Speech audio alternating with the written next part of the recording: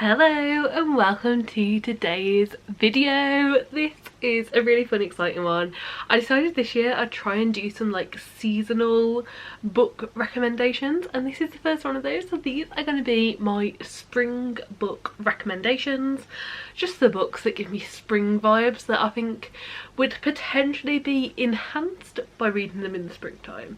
Definitely none of these you need to read in the springtime, definitely all of them you could read whenever.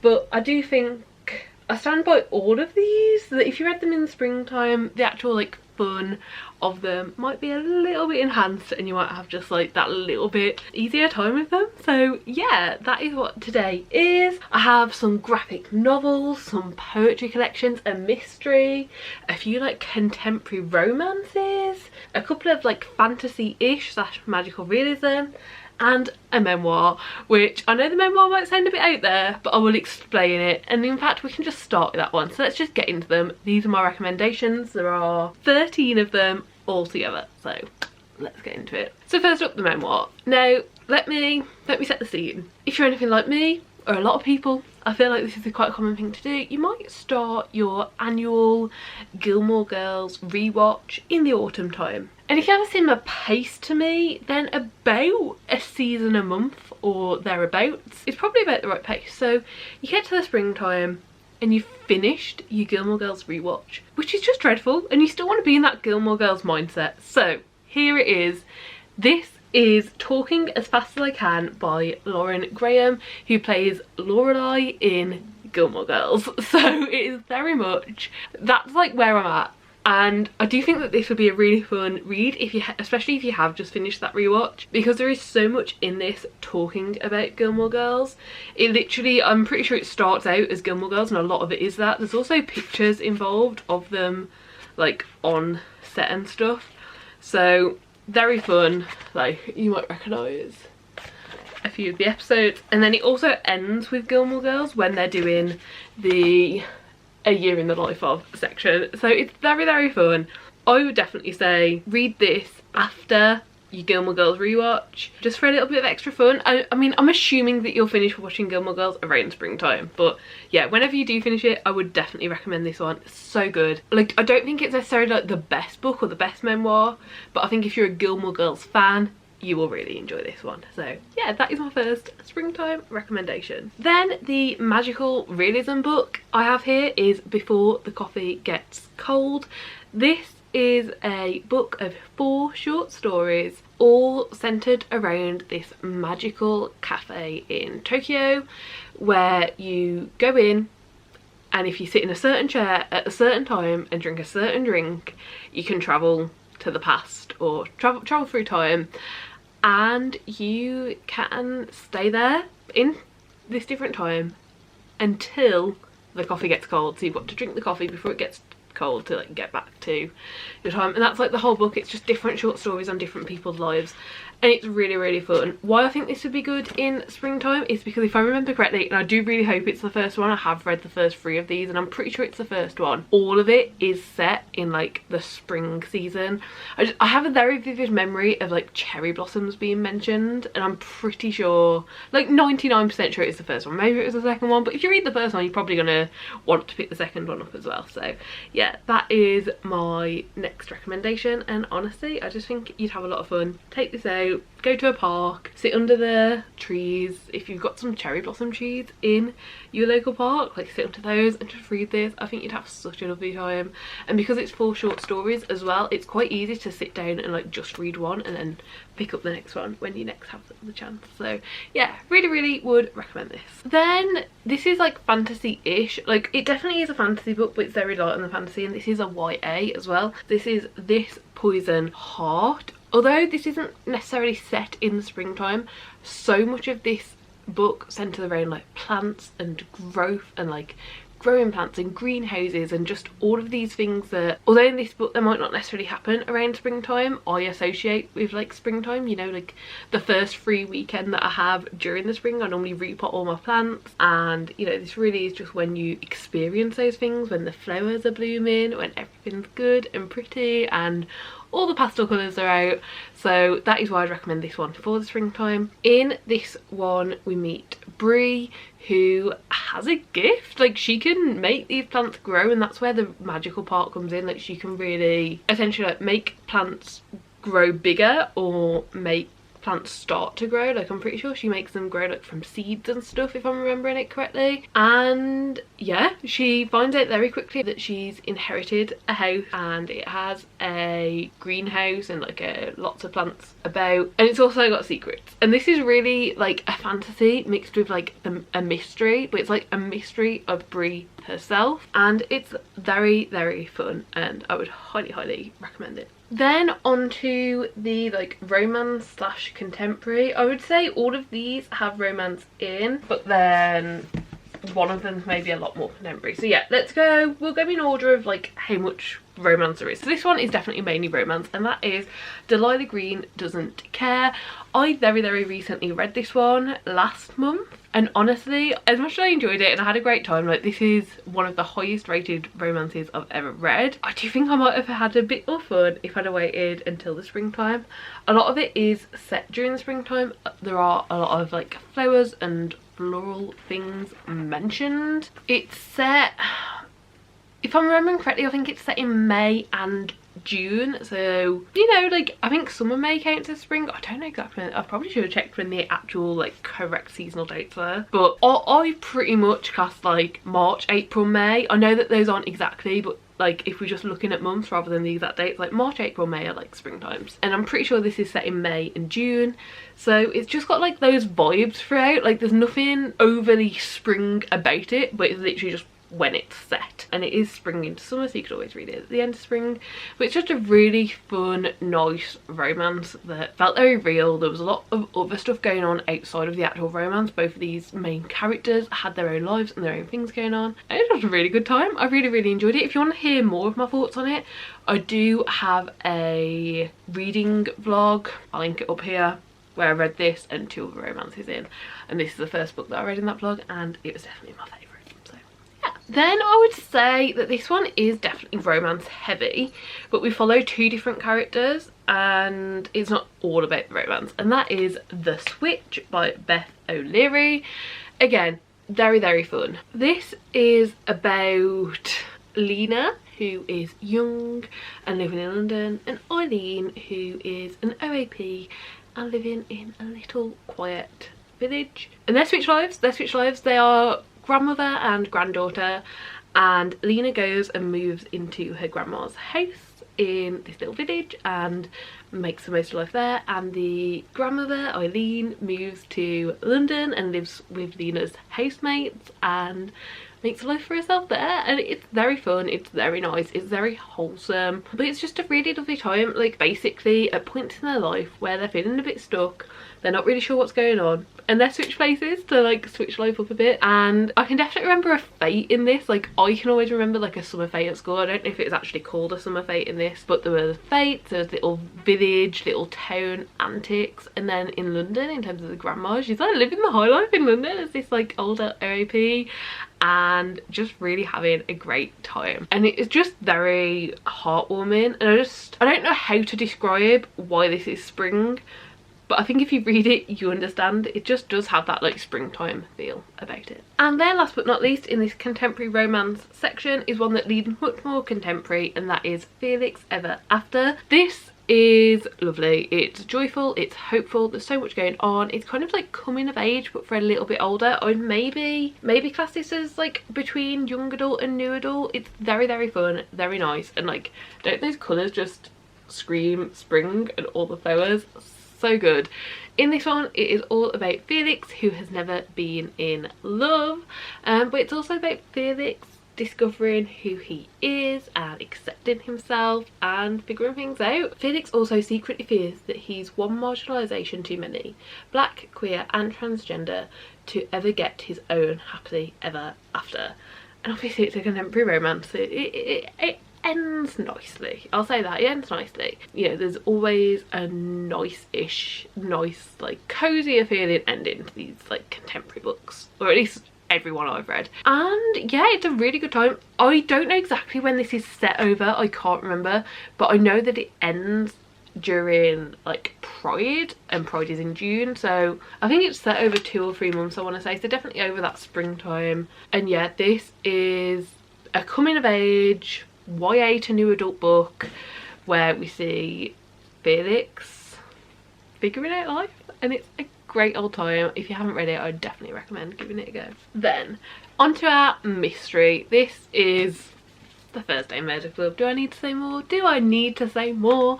This is absolutely lovely, and don't get me wrong, this book series can be read any time of year, but I just think spring is a lovely time to start it, to be honest. This is about 4 elderly people living in a retirement village who every Thursday meet up in the jigsaw room and go over cold cases.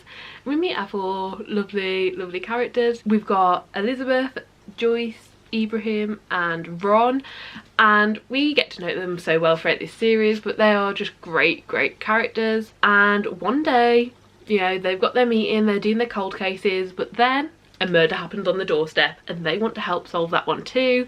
They're like weasel their way into the investigation, they're talking to the police, they're trying to solve the murder themselves, and it's so fun, it's so good, it's such a lovely time, and I just think it would make a great springtime read. Like, reading this feels very sunny. I don't know if that makes sense. That's the best way I can think to describe it. It feels sunny, it feels great, it feels hopeful, it feels fun. And there are darker topics that are more like upsetting, like stressful things spoken about in this, but it's very heartfelt, it's very warming, and I just, yeah, can really imagine starting and loving this series in the springtime. And there's currently 4 books out in it, which hopefully there'll be more, but it's not technically announced when there will ever be a 5th one, but it's not closed off, so yeah, I am hoping that there will eventually be more. But yeah, let's definitely start with the first one, obviously. Okay, and then I have 3 poetry collections, and these are just my like favourite poetry collections, to be honest, but I rarely read poetry any other time of the year except for spring. Like, for some reason my brain is just like, it's springtime, we can read poetry. I think it's because it's so nice to take out, and at least in the UK, spring, it's starting to get warm, but you're not necessarily going to be able to sit somewhere for long. Like, you might get the odd lucky day where you can just chill and like sit and relax, but most of the time, you know, after half an hour you're probably going to be getting a little cold, so you can't sit for too long. And I don't know, like, poetry collections just feel like spring for me, so these are my 3 favourite. I don't know how to categorise them further than that, like there's no order to them, but yeah, these are them. First of all, we have Pangaea by Hannah Mian, and I'm just going to read the back of these poetry collections because I feel like that tells you the most about them. Pangaea is a collection of poetry about working through the trauma inflicted on a body, whether the trauma comes from a person, a country, or from within. It is the act of learning to be whole in a broken body, a broken world. It is a collection of tales told beneath generations of stories hidden beneath the skin. This, honestly, I credit with getting me so into poetry. It wasn't until reading this collection I was like, this is worth reading the ones that I don't enjoy so much to find amazing ones like this. And I just, yeah, I couldn't recommend it more. It's amazing. For obviously all of these books, but especially the poetry collections, do track trigger warnings. A lot of them deal with very heavy content, and look after yourself first. But yeah, this is absolutely stunning writing, stunning poems, and if you are wanting to read poetry, I would definitely say give this one a go. I would also say give a go The Perseverance by Raymond Antrobus. This is, again, a lovely poetry collection. I don't know how to like eloquently talk about poetry in case you can't tell. Like, I either enjoy it and I vibe with it and it feels stunning, the writing feels to flow and it's all great for me, or it isn't. And these are just all ones that are. And yeah, this is The Perseverance. On the back of this one it says, The Perseverance is a remarkable debut book by British Jamaican poet Raymond Antrobus. Ranging across history and continents, these poems operate in the spaces in between, their haunting lyrics creating new hybrid territories.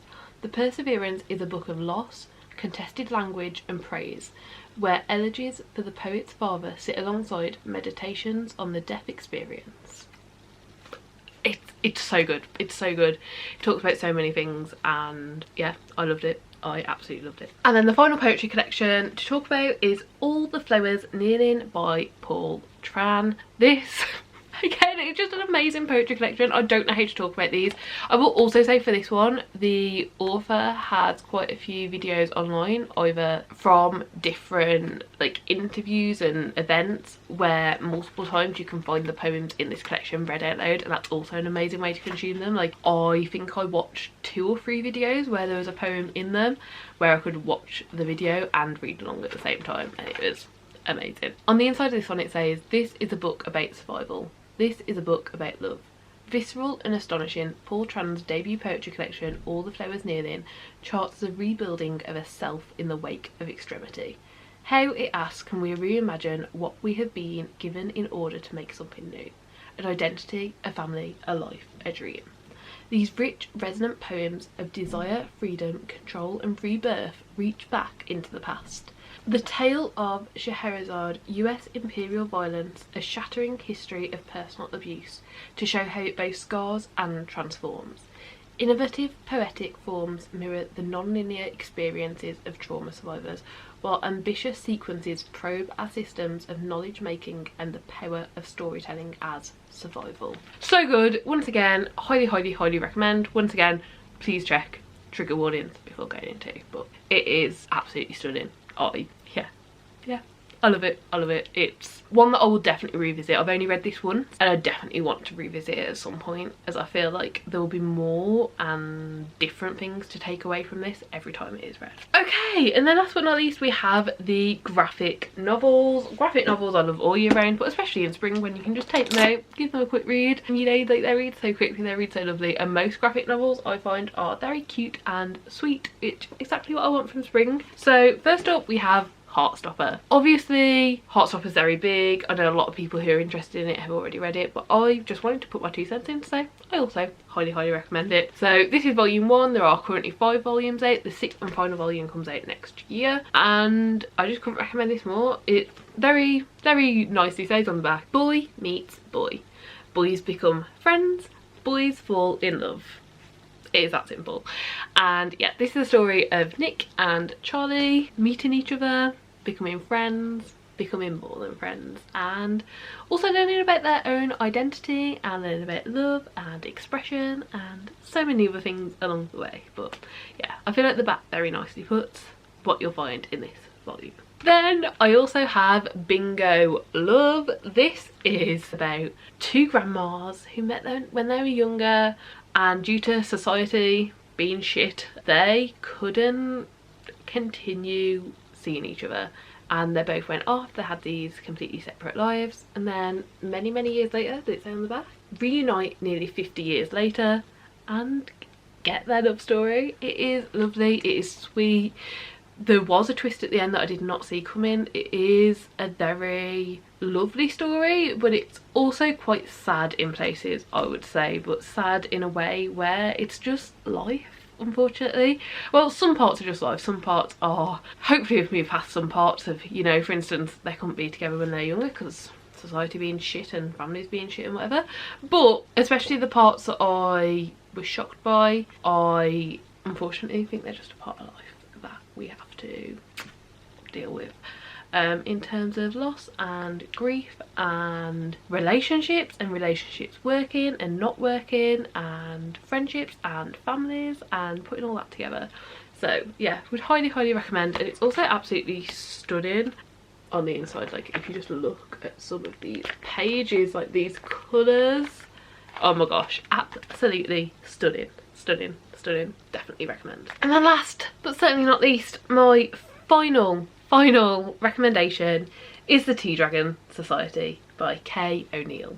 Now, there are 3 books in this collection. There are 3 books in the Tea Dragon series, and I would definitely recommend all 3, but this is the first one, and this is The Tea Dragon Society, and this is just lovely. Basically, we have these little tea dragons. You can see them here, little tea dragon, and they need caring for. They need a person to care for them, and the better cared for they are, the more happy they are, the more love they feel, the better the tea grows out of their head and the better tea they produce, and it's just a lovely story. After discovering a lost tea dragon in the marketplace, Greta learns about the dying art of tea dragon caretaking from the kind tea shop owners Ezekiel and Eric. As she befriends them and their shy ward Minette, Greta sees how the craft enriches their lives and eventually her own, and it's lovely.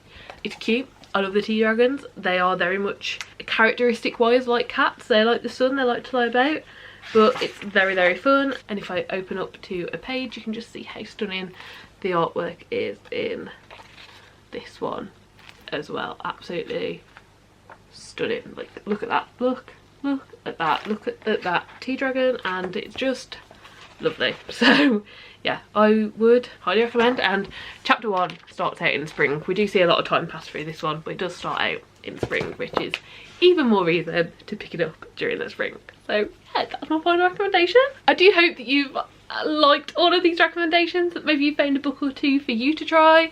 If you have any spring recommendations that you'd like to leave in the comments down below, please do. I'd love to have more books to pick up over the spring. But that's it for me today. That is all the books that I would easily recommend for spring. Obviously, read any book you want, any time of the year, obviously. But when I looked through my shelves today, before I sat down and just pulled out the books that I was like, these scream spring to me for one reason or the other, these are the 13, I think we counted, that I came up with. So yeah, I do really hope you enjoyed the video. Please do give it a like if you liked it. Subscribe down below if you'd like to see more content like this, and hopefully I'll see you next time. Bye.